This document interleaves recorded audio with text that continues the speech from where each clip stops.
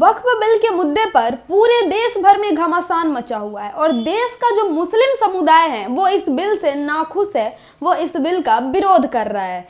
इन्हीं सब के बीच में अब इस वक्फ बिल को, जो नया वक्फ बिल है, इसको लोकसभा में आज पेश किया गया है और इस मुद्दे पर पक्ष और विपक्ष में जोरदार बहस देखने को मिला है। वक्फ बिल के मुद्दे पे लोकसभा में जोरदार घमासान हुआ है आज।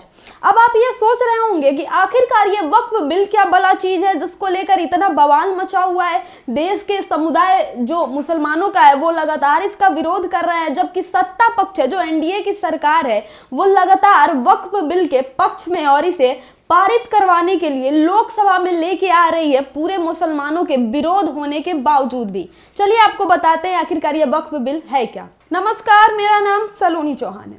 अब आपको हम बताते हैं कि आखिरकार ये वक्फ बोर्ड है क्या जिसको लेकर इतना बवाल मचा हुआ है।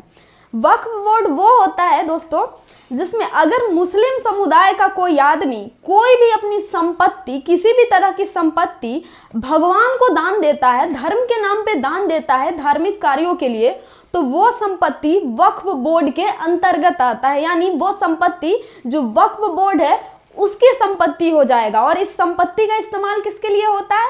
धार्मिक कार्यों के लिए, जो मुस्लिम धर्म से जुड़े हुए कार्य, जैसे बहुत सारी कब्रिस्तान बनाए जाते हैं, मस्जिद बनाए जाते हैं, दरगाह बनाए जाते हैं, हॉस्पिटल बनाए जाते हैं, और ये अनाथ बच्चों के लिए अनाथालय, जिसे उर्दू शब्द में कहे तो यतीम खाना कहते हैं, यतीम खाना भी बनाया जाता है। इससे मदरसा भी खुलवाया जाता है।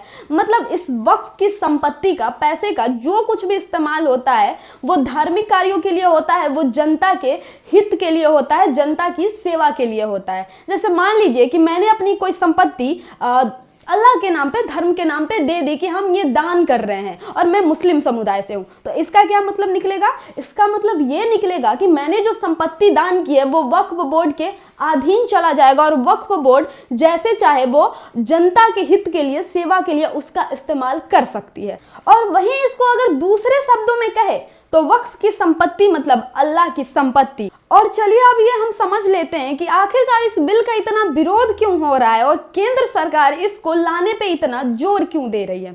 वक्फ की शुरुआत आज़ादी के बाद 1954 से होती है, जब मुस्लिम समुदाय के लोग जो संपत्ति दान करते हैं उसके लिए एक बोर्ड का गठन किया जाता है 1954 में, जिसको नाम दिया जाता है वक्फ बोर्ड का। उसके बाद 1995 में भी इस वक्फ बोर्ड में बहुत सारे संशोधन करके सुधार किए जाते हैं और 2013 में भी कई महत्वपूर्ण सुधार किए गए थे संशोधन करके, जिसके बाद मोदी सरकार फिर से इसमें कुछ संशोधन करके नया वक्फ बिल ला रही है। अब पहले वक्फ बिल में क्या था और अब इस वक्फ बिल में ऐसा क्या है जिसके कारण इतना विरोध हो रहा है इस बिल का? तो यहाँ सिंपल शब्दों में समझते हैं। पहले जो वक्फ बिल था उसमें कोई भी नॉन मुस्लिम यानी मुस्लिम समुदाय के बाहर का कोई भी व्यक्ति उस बोर्ड में मेंबर नहीं बन सकता था। और अब क्या है, अब यह सरकार इस बिल के जरिए जो नॉन मुस्लिम है यानी जो दूसरे धर्म के लोग हैं, हिंदू ही कह ले या फिर किसी और धर्म के, उन्हें भी अब वक्फ बोर्ड का मेंबर बनाया जा सकता है। दूसरा बदलाव, पहले वक्फ बोर्ड में कोई भी महिला सदस्य नहीं हुआ करती थी, लेकिन अब क्या है, अब वक्फ बोर्ड में 2 महिला सदस्य, जी 2 महिला सदस्यों को मनोनीत किया जाएगा, 2 महिला सदस्यों की नियुक्ति की जाएगी वक्फ बोर्ड में। वहीं दूसरी तरफ मुस्लिम लोग ये भी कह रहे हैं कि इस बिल के जरिए सरकार उनकी संपत्तियों को हड़पना चाहती है। अब इसका भी माजरा समझ लेते हैं। इस बिल के आने के बाद अब सीएजी या सरकार की तरफ से नियुक्त ऑडिटर वक्फ प्रॉपर्टी का ऑडिट करेंगे। पहला बदलाव ये। दूसरा, राज्य सरकार प्रॉपर्टी के सर्वे के लिए सर्वे कमिश्नर की जगह जिला कलेक्टर को नियुक्त करेगी। तीसरा बदलाव, बोर्ड को अपनी प्रॉपर्टी जिला कलेक्टर के ऑफिस में रजिस्टर करानी होगी। इस वाले मुद्दे पे कुछ ज्यादा ही बवाल मचा हुआ है। चौथा बड़ा बदलाव, कलेक्टर किसी भी वक्फ प्रॉपर्टी को सरकारी संपत्ति मानता है तो उसे राजस्व रिकॉर्ड में बदलाव करवाकर राज्य सरकार को इसकी रिपोर्ट देनी पड़ेगी।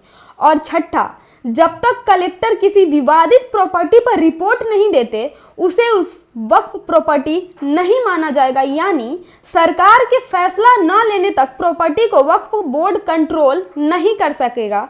और सातवां, बिना कागजात के कोई भी संपत्ति वक्फ की नहीं मानी जाएगी। मसलन मस्जिद वक्फ नामे के बिना भी वक्फ की संपत्ति होती थी, अब ऐसा नहीं होगा। तो ये कुछ नए बदलाव इस बिल में शामिल है, जिसको लेकर मुस्लिम समुदाय लगातार अपना विरोध सामने दर्ज करा रहा है और इस बिल का विरोध कर रहे हैं। खैर, इसका एक कानूनन पहलू भी है। अब क्या कानूनन बदलाव होने वाले इस बिल के जरिए, अब उस पे भी एक नजर डाल लेते हैं। इस बिल के आने के बाद जो पहला कानूनन बदलाव होगा वो ये कि धारा 40 खत्म होगी। इसके तहत वक्फ को किसी संपत्ति को अपनी संपत्ति घोषित करने का अधिकार था।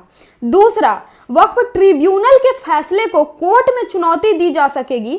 अभी तक वक्फ ट्रिब्यूनल के फैसले को सिविल, राजस्व या दूसरी अदालतों में चुनौती नहीं दी जा सकती थी। आपको यहाँ बता दें कि जो वक्फ ट्रिब्यूनल होता है वो वक्फ का कोर्ट होता है। वक्फ से जुड़े जितने भी विवाद होते हैं उसी ट्रिब्यूनल कोर्ट में जाते हैं। तीसरा, नए कानून के बनने से पहले या बाद में किसी सरकारी संपत्ति को वक्फ की प्रॉपर्टी घोषित किया गया है तो वह वक्फ की प्रॉपर्टी नहीं होगी। और यह सरकार उनके धार्मिक मामले में टांग अड़ाने की कोशिश कर रही है। बाकी का आपको क्या लगता है, क्या वाकई सरकार मुस्लिमों के धार्मिक मामले में टांग अड़ाने की कोशिश कर रही है या फिर वक्फ बिल जायज है, सही है? अपना विचार हमें कमेंट करके जरूर बताएं और सब्सक्राइब कर दें हमारे YouTube channel the diplomatic India को। धन्यवाद।